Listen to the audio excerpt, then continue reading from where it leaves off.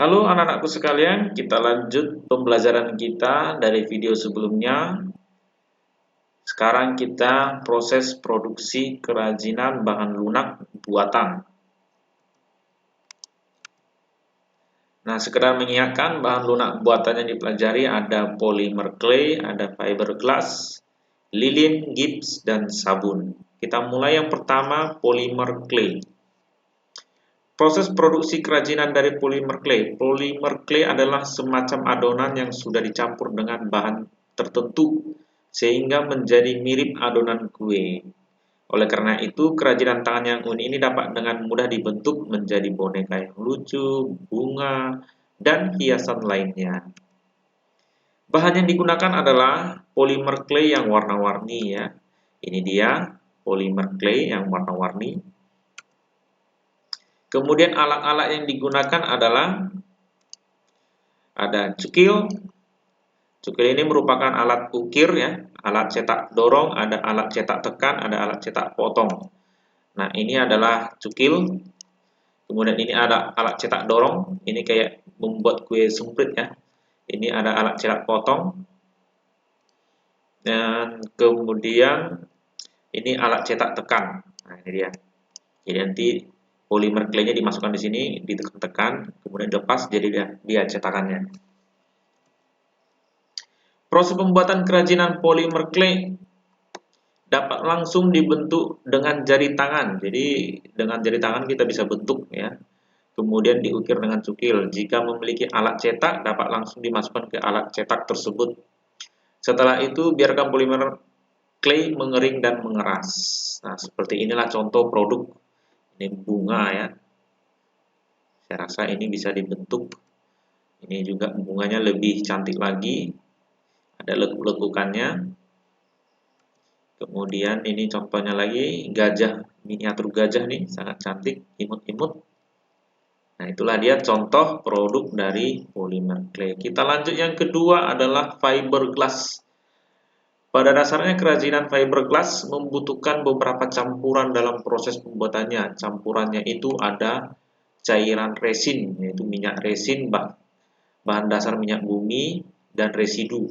Ada katalis, ada matte, ada serat fiber, ada polis, ada sabun krim, ada silikon, dan banyak cetakan dan banyak campuran lainnya ya. Membuat cetakannya lagi serta talk untuk memekatkan warna ya, biar pekat warnanya. Jadi bahan yang dibutuhkan ada resin, katalis, matte fiber, ada cat, ada silikon resin sebagai alat cetak. Inilah dia bahan-bahan yang digunakan. Ini matte fiber ya. Ini silikon dan katalis serta plastisin ya. Dan ini adalah resin dan katalis.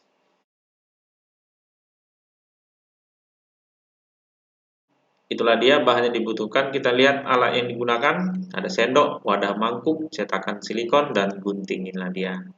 Ini cetakannya. Proses pembuatan kerajinan fiberglass ya, pakai alat cetakan. Resin dan katalis dicampur dengan perbandingan 20:1. Yang sudah dicampur dimasukkan ke alat cetakan ini, dituangkan ke alat cetakan. Nanti alat cetakan dibuka, jadi nanti dia fiberglass yang sudah dicetak. Nah, seperti itulah dia pembuatan kerajinan fiberglass. Produknya, nah, banyak digunakan sebagai kerajinan hiasan ataupun souvenir.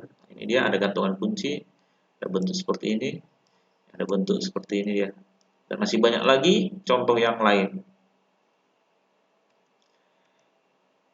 Produk berikutnya adalah proses produksi kerajinan dari lilin. Menurut sejarah sebelum abad ke-19, bahan bakar yang terkandung di dalam lilin adalah lemak sapi ya, yang banyak mengandung asam stearat. Sekarang biasanya digunakan adalah parafin, yang sekarang adalah parafin. Jadi bahan yang dibutuhkan adalah lilin lebah, lilin batang, parafin, tali sumbu, dan pewarna. Nah dia lilin, ini lilin juga, tali sumbu, ini pewarna, ini plastisin dan silikon katalis. Ya, ini nanti untuk membuat alat cetaknya. Alat yang digunakan cetakan, ada panci, ada kompor, ada sendok. Ya, nanti ini untuk menampung lilinnya dipanasi menjadi cair, dimasukkan ke dalam cetakan. Itu dia.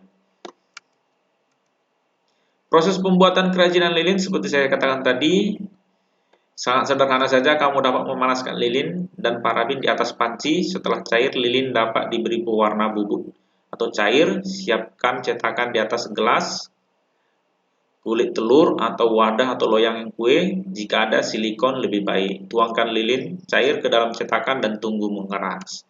Nah, seperti itulah dia ini ya. Ini dipanasi, dicairkan, dimasukkan dalam cetakan dan hasilnya seperti ini. Jadi lilinnya bentuknya unik-unik. Contoh produknya ini dia tadi. Ini juga lilin di dalam gelas. Kita lanjut ke proses produksi kerajinan dari gips.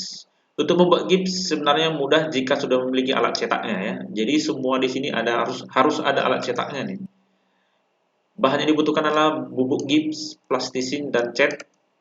Ini dia bubuk gips, plastisin dan cat. Ini cat ya.